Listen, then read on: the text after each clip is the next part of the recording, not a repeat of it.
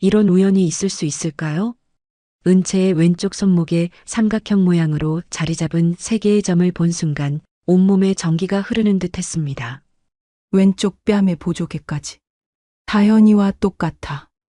심장이 미친 듯이 뛰기 시작했습니다. 괜찮으세요? 얼굴이 창백해 보여요. 은채의 걱정스러운 목소리가 들렸지만 지원의 귀에는 먹먹하게 들려왔습니다. 머릿속이 하얗게 변했습니다. 다현아, 혹시 정말 너인 거니? 지원은 속으로 절규했습니다. 눈물이 쏟아질 것 같았지만 간신히 참았습니다. 25년 전 잃어버린 딸을 찾았다고 확신하지만 진실을 알게 된 후 과연 어떤 선택을 하게 될까요? 청취하시면서 마음에 드시면 구독과 좋아요 부탁드려요. 지금 어디에서 듣고 계신지 여러분의 소식도 알려주세요. 그럼 이야기 속으로 떠나보실까요? 인사동의 작은 골목에 자리한 찻집 도담은 늘 고요했습니다. 찻집 주인 임지원은 맑고 투명한 차 향기 속에서 손님들을 맞이했죠. 56세의 그녀는 단정한 머리에 미소가 따뜻한 여인이었습니다. 찻집 뒤편 도예 공방으로 들어서면 분위기가 달라졌습니다.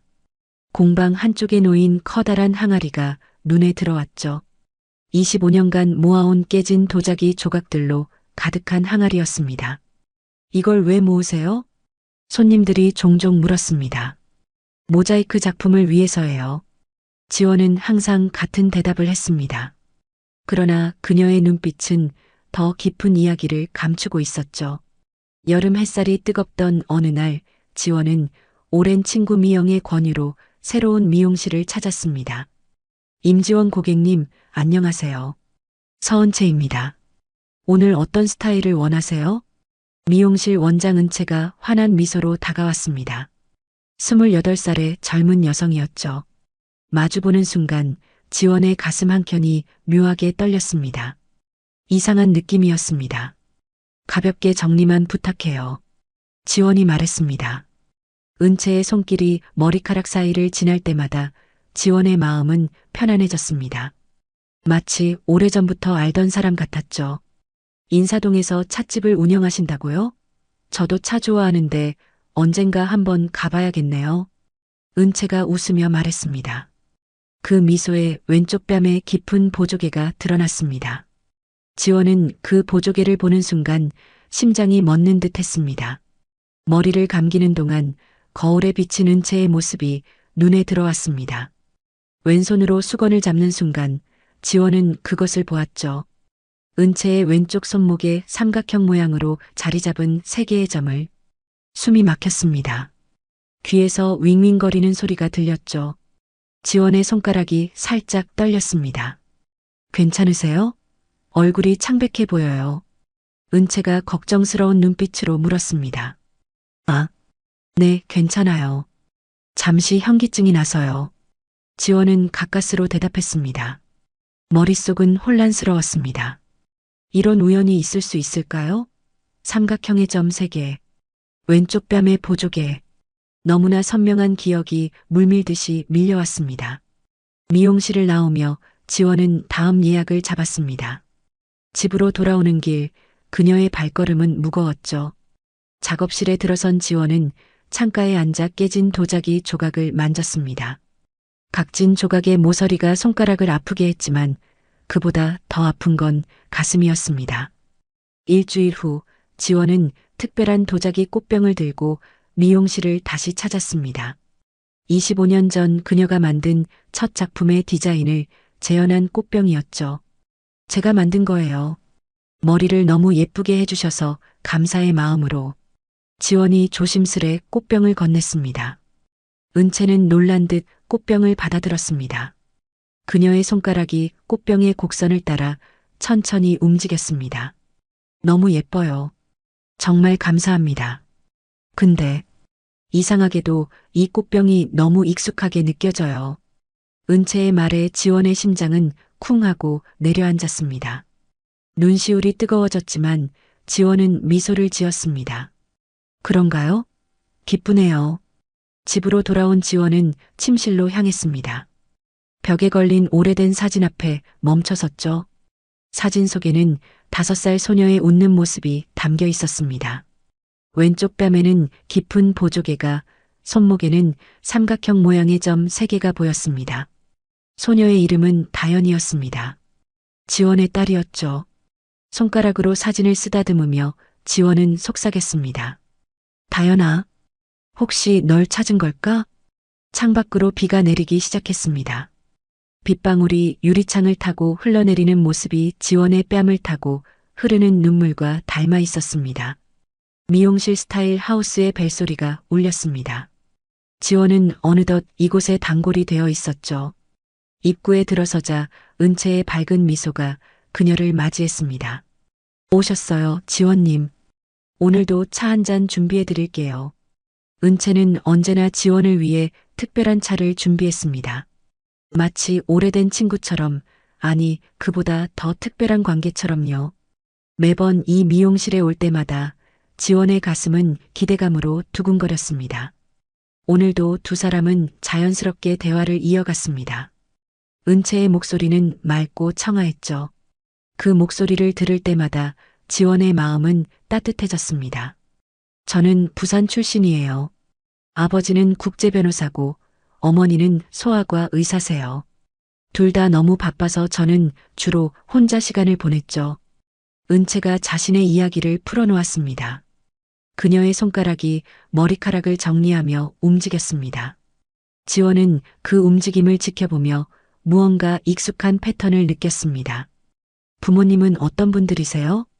지원이 조심스럽게 물었습니다. 아버지 최재훈, 어머니 한소라요. 두 분 다 저를 많이 사랑해 주세요.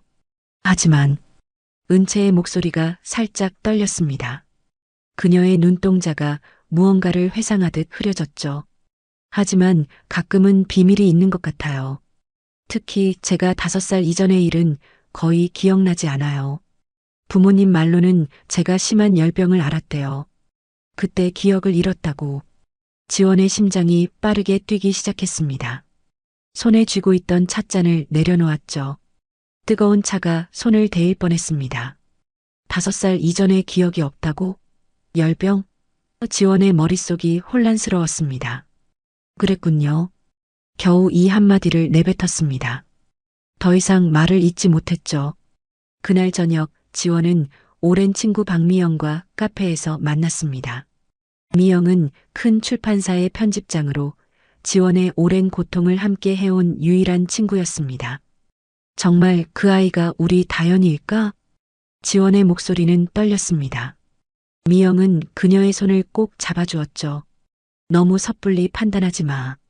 비슷한 점이 있다고 해서 모두 연결되는 건 아니야.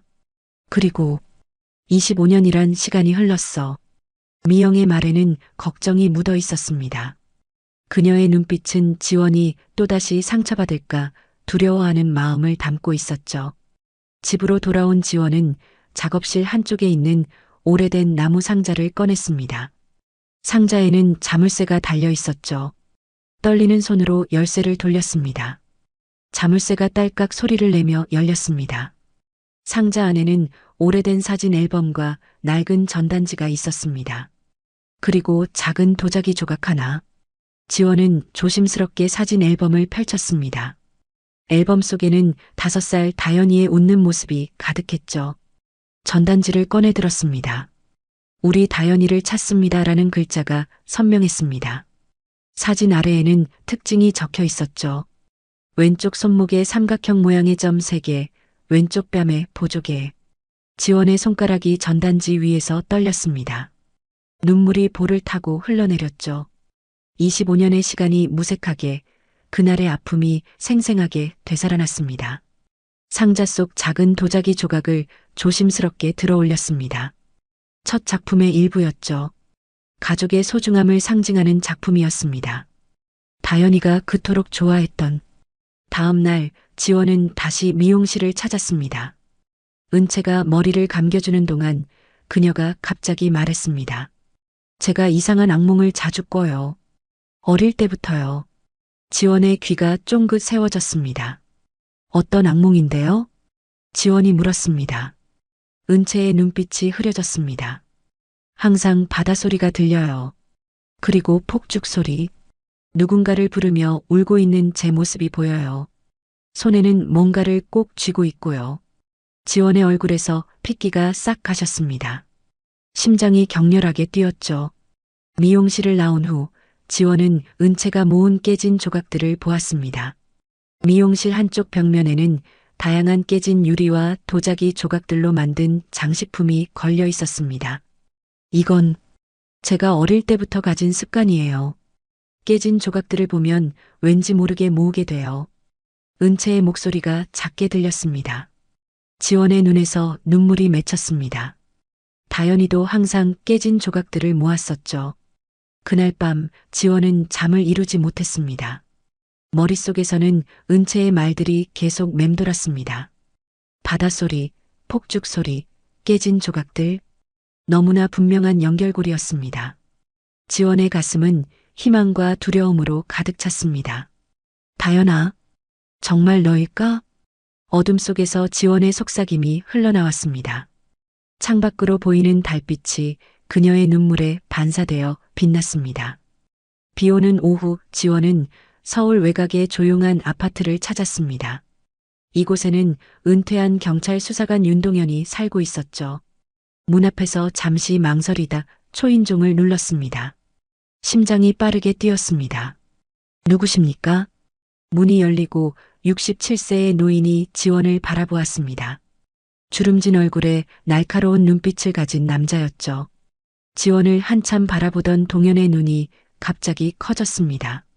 혹시 임지원 씨? 동현의 목소리가 떨렸습니다. 25년 만에 재회였습니다. 지원은 고개를 끄덕였습니다. 눈가에 맺힌 눈물을 감추지 못했죠. 동현의 작은 거실에 앉은 지원은 천천히 이야기를 시작했습니다. 은채를 만난 일부터 그녀의 특징이 다연과 일치한다는 사실까지. 동현은 깊이 생각하는 표정으로 이야기를 들었습니다. 그 아이가 정말 다연이라면. 동현의 목소리가 떨렸습니다. 그는 1998년 부산 해운대 해변에서 있었던 사건을 생생히 기억하고 있었습니다. 당시 담당 수사관이었던 그에게 다연이의 실종은 풀지 못한 숙제로 남아 있었죠. 확실한 건 아직 없습니다만 제 마음은 이미 알고 있어요. 지원의 목소리는 작지만 확신에 차 있었습니다. 동현은 깊은 한숨을 내쉬었습니다. 그의 눈에는 걱정이 어려 있었죠. 조심스럽게 접근하세요. 오랜 시간이 지났고 만약 그 아이가 정말 다연이라면 지금 그 아이의 삶을 생각해 봐야 합니다. 동현의 충고에 지원은 잠시 생각에 잠겼습니다. 그는 계속 말을 이었죠. 최재훈과 한소라. 두 사람 다 사회적으로 존경받는 위치에 있습니다. 그 아이를 사랑으로 키웠겠죠. 그리고 무엇보다 은채의 심리적 충격을 생각해야 합니다. 지원의 가슴이 무거워졌습니다. 그녀가 찾던 진실은 또 다른 상처의 시작일 수 있었죠. 오래된 기록을 찾아볼게요. 아직 결정적인 증거는 없으니까요. 동현은 자신이 할 수 있는 도움을 약속했습니다. 그의 따뜻한 격려의 지원은 조금 마음이 가벼워졌죠. 며칠 후 지원은 미용실에서 우연히 한 남자를 만났습니다. 은채의 약혼자 김준호였죠. 30세의 건설회사 엔지니어인 그는 따뜻한 미소와 책임감 있는 태도가 인상적이었습니다. 아, 안녕하세요. 은채가 선생님에 대해 많이 얘기했어요. 찻집에도 꼭 한번 가보고 싶어요. 준호의 친절한 인사에 지원은 어색하게 미소 지었습니다. 은채와 지원의 친밀한 관계를 보며 준호는 진심으로 기뻐하는 것 같았습니다. 그런 준호를 보며 지원의 마음은 더욱 복잡해졌죠. 은채가 요즘 정말 밝아졌어요. 선생님을 만난 이후로요. 준호의 말에 지원은 가슴 한켠이 따뜻해지는 것을 느꼈습니다. 동시에 죄책감도 밀려왔죠. 진실을 밝히는 것이 과연 모두에게 행복일까요? 의문이 들기 시작했습니다. 주말, 은채는 지원을 자신의 생일 모임에 초대했습니다. 작은 레스토랑에서 열린 모임에는 준호와 몇몇 친한 친구들이 함께했습니다. 케이크 촛불을 끄는 은채의 모습을 보며 지원은 가슴 깊은 곳에서 우러나오는 모성애를 느꼈습니다. 이렇게 좋은 분들과 함께해서 정말 행복해요. 은채가 환하게 웃으며 말했습니다. 그때였습니다. 갑자기 은채의 표정이 굳더니 머리를 움켜쥐었습니다. 고통스러운 신음소리와 함께 그녀는 의자에서 미끄러지듯 쓰러졌습니다. 은채야. 준호가 소리치며 그녀를 붙잡았습니다. 지원은 얼어붙은 듯 서 있었죠. 온몸이 떨렸습니다. 구급차 소리가 들리는 것 같았습니다. 병원에 도착했을 때 의사는 스트레스로 인한 일시적 기억 혼란 진단을 내렸습니다. 은채는 의식을 되찾았지만 혼란스러워 보였습니다. 지원과 준호가 병실로 들어갔을 때 그녀의 창백한 얼굴이 눈에 들어왔습니다. 이상한 꿈을 꿨어요. 은채의 목소리는 가늘게 떨렸습니다. 그녀의 손을 꼭 잡은 지원의 심장이 빠르게 뛰었죠. 어린 소녀였던 제가 있었어요. 누군가 다연아 어디 있니? 라고 부르고 있었죠. 그리고 제 손에는 깨진 도자기가. 은채의 말에 지원은 숨을 쉴 수 없을 것 같았습니다. 방 안의 공기가 멈춘 것 같았죠. 준호는 혼란스러운 표정으로 두 사람을 번갈아 쳐다보았습니다. 그날 밤 지원의 전화기가 울렸습니다. 동현이었습니다. 자료를 좀 찾았습니다. 1998년 최재훈과 한소라 부부가 해운대에서 휴가를 보낸 기록이 있어요. 다연이 실종 직후예요. 그들은 갑작스럽게 서울로 이주했습니다. 동현의 말에 지원의 온몸이 떨렸습니다. 그리고 그들의 병원 기록을 봤습니다. 한소라 씨는 불임 치료를 받고 있었어요. 전화를 끄는 지원은 침대에 주저앉았습니다. 이제 모든 조각이 맞춰지기 시작했습니다. 따뜻한 눈물이 볼을 타고 흘러내렸습니다. 다연아. 어둠 속에서 지원의 작은 목소리가 울렸습니다. 25년 동안의 기다림과 상처가 이제 진실을 향해 다가가고 있었습니다. 하지만 그 진실의 끝에는 무엇이 기다리고 있을까요? 해질녘 병원 창문으로 붉은 노을이 들어왔습니다. 은채는 이틀 후 퇴원하게 되었죠. 지원은 조용한 병실에서 홀로 은채를 지켜보고 있었습니다. 그녀의 손을 살며시 잡았습니다.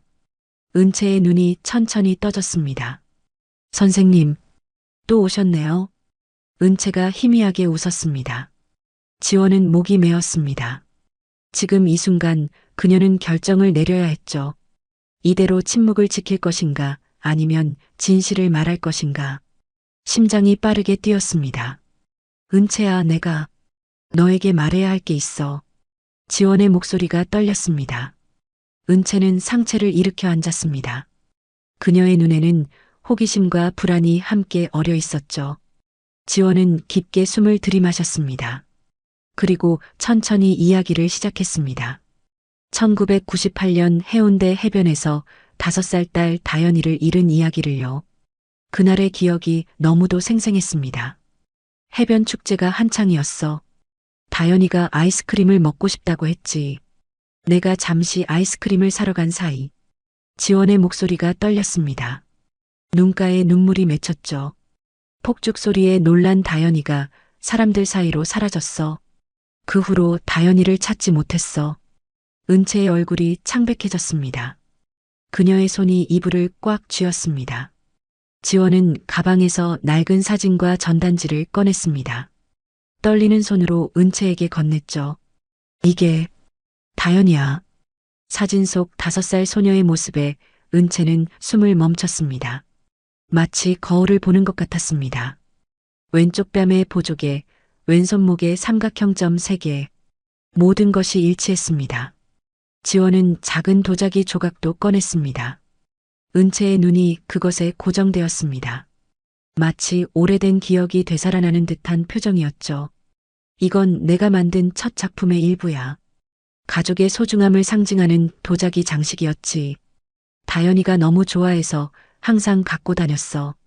그날도 은채의 손이 무의식적으로 뻗어 도자기 조각을 만졌습니다. 그녀의 눈에서 눈물이 흘러내렸습니다.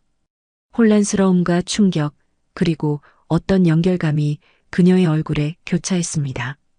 제 꿈에서 제가 항상 손에 쥐고 있던 건 은채의 말이 끊겼습니다. 그녀의 온몸이 떨렸습니다. 지원은 은채를 부드럽게 안았습니다. 말없이 그녀의 등을 토닥였죠. 두 사람의 눈물이 섞였습니다.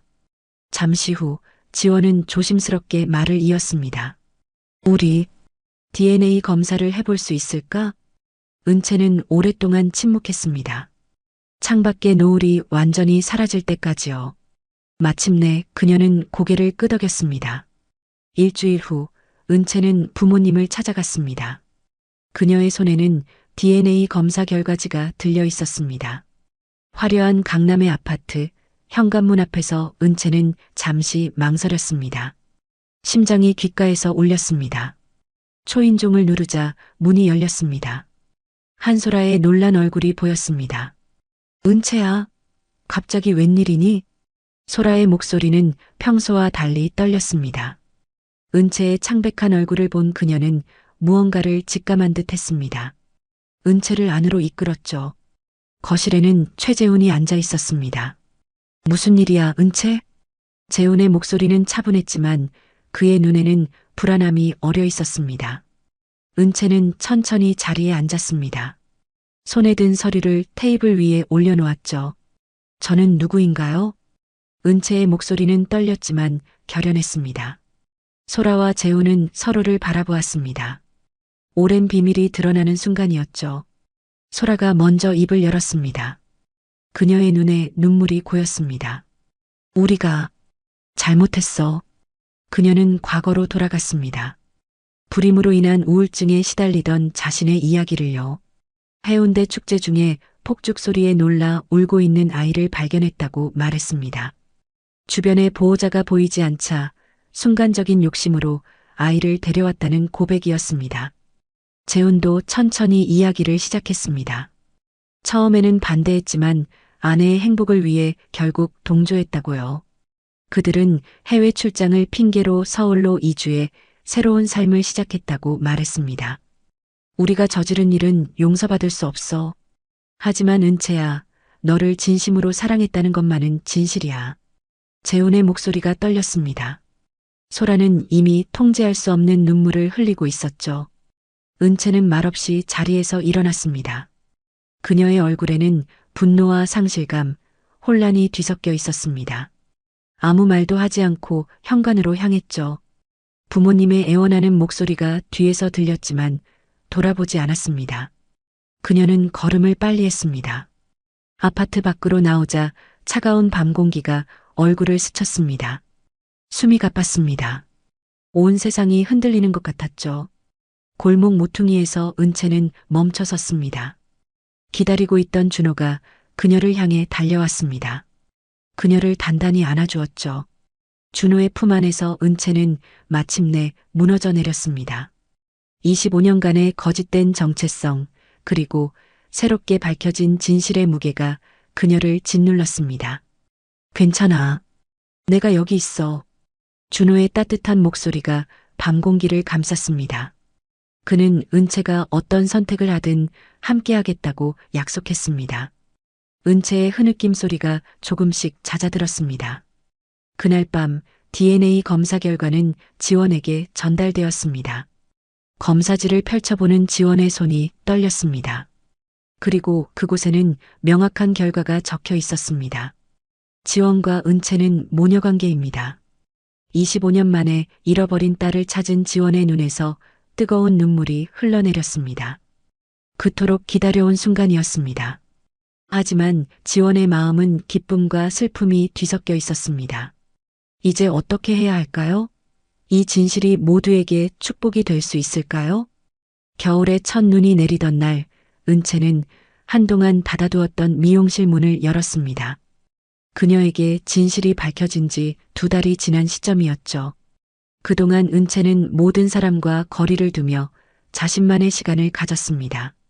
정체성의 혼란 속에서 길을 찾기 위해서였죠. 창가에 선 은채의 눈에 눈물이 맺혔습니다. 거울 속 자신의 모습이 낯설게 느껴졌죠. 이제 그녀는 서은채가 아닌 임다현이기도 했으니까요. 심장이 무겁게 뛰었습니다. 준호가 조용히 다가와 그녀의 어깨를 감쌌습니다. 그는 이 모든 시간 동안 은채 곁을 지켰습니다. 약혼은 일시적으로 보류되었지만 그들의 사랑은 더 깊어졌죠. 오늘 만날 준비됐어? 준호의 다정한 목소리에 은채는 가만히 고개를 끄덕였습니다. 오늘은 특별한 날이었습니다. 지원과 재훈, 소라, 그리고 은채와 준호, 5사람이 처음으로 한자리에 모이는 날이었죠. 카페의 조용한 한쪽 테이블, 지원이 먼저 도착해 있었습니다. 은채를 발견한 그녀의 눈에 기쁨이 번졌습니다. 하지만 동시에 불안함도 있었죠. 곧이어 재훈과 소라가 들어왔습니다. 소라의 얼굴은 창백했습니다. 재훈은 평소의 당당함을 잃은 채 어색하게 서 있었죠. 침묵이 테이블을 감쌌습니다.